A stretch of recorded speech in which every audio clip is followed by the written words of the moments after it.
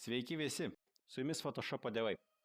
Šiandien darysiu pamokėlę, kaip reikia padaryti bėgančius pikselius.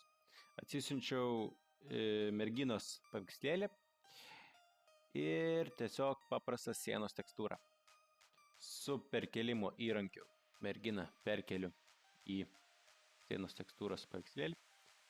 Spaudžiu Ctrl+T, su Shift mygtuku užlaikius tempiu už kampo, paskui reikia matyti, spaudžiu Enter, spaudžiu Edit, Transform ir Flip Horizontal, mums apverčia paveikslėlį, šiek tiek paslenku kairėn, gerai, padarau sluoksnio kopiją, paspausdamas Ctrl+J ir tada apatinį sluoksnį paspaudžiu Ctrl+T, pritransformas ir už krašto tempiu į šoną plačiai ir šiek tiek paslenku atgal, kad mums užimtų visas tas vietas, kad nebūtų tuščios vietos. Paspaudžiu Enter.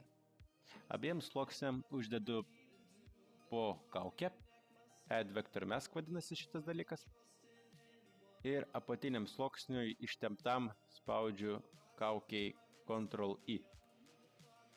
Invert kitaip vadinasi. Ir tada mums reikia pasidaryti naują teptuką, kaip būtų pikselio formas. Tai tiesiog mano jau parinktas yra keturkampas tas teptukas. Ir pas ką nėra čia va tų teptukų nustatymų, spaudžiame Window ir Brush. Tai tiesiog dabar va paredaguosim šitą kvadratinį brushą, kad mums dėtų kaip pikselius.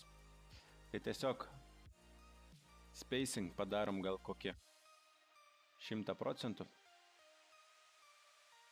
gal daugiau, 150, kad mums tarpai didesni būtų.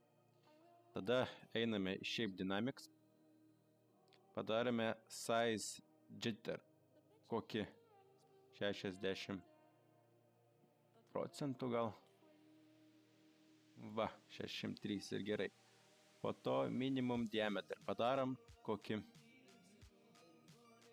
30 gal procentų.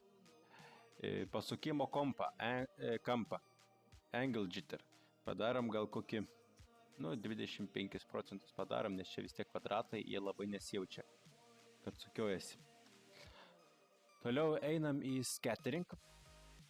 Ten padarom Scatter, kad iššvaistytų iš šonus tos brushą.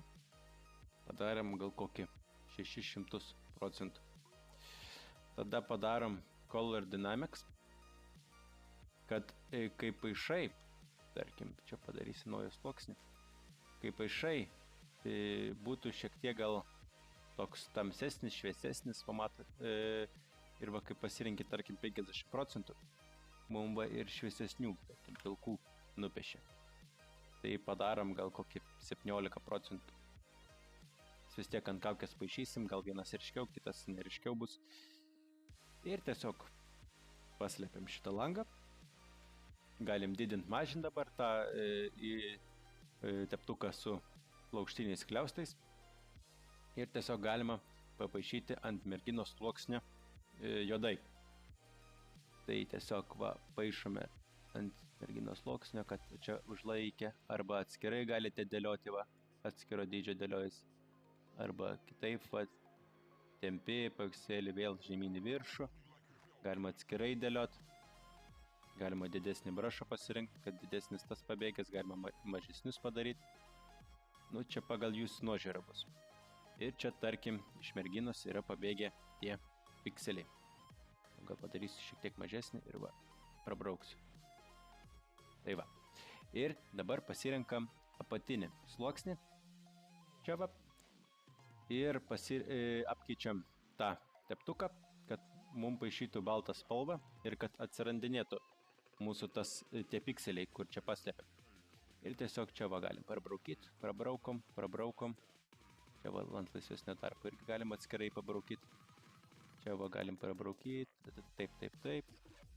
Ir va čia yra, gal čia pagal figūrą pabraukysim. čia pagal veidą, taip. Op, pagal kontūrus. Ir čia va prabrauksim.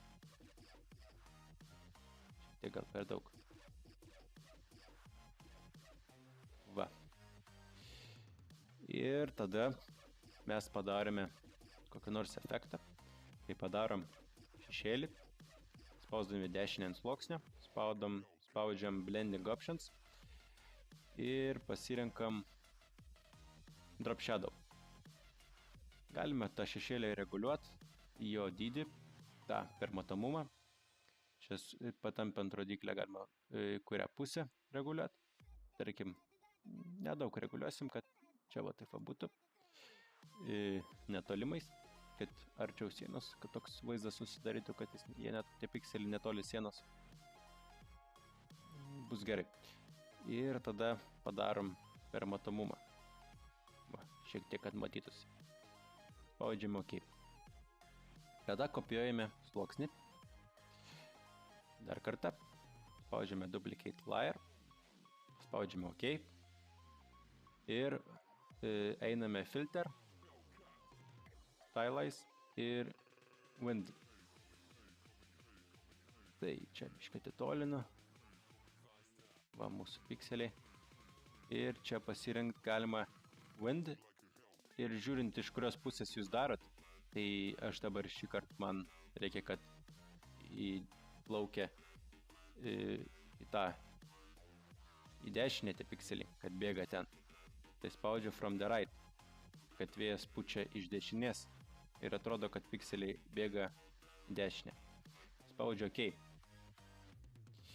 Tada gal šiek tiek nedaug matosi tai visi pikseliai. Tai paspaudžiu Filter ir yra Wind. Dar kartą tas pats pakartotinis efektas. Tai galima Ctrl F spaudinėti. Porą kartų paspausim. Ir va toks vaizdas susidaro, kad tie pikseliai bėga. Ir šiek tiek pamažinsim per matomumą, kad tas labai bėgimas stipriai netrauktų akies. Ir va taip atrodo. Galim šiek tiek priartinti ir matysis tas visas pikselių bėgimas. Tai va. Tokia buvo pamoka. Nepamirškit paspausti like mygtuko, prenumeruoti kanalą ir komentuoti savo nuomonę bei kokių sekančių pamokų norėsit.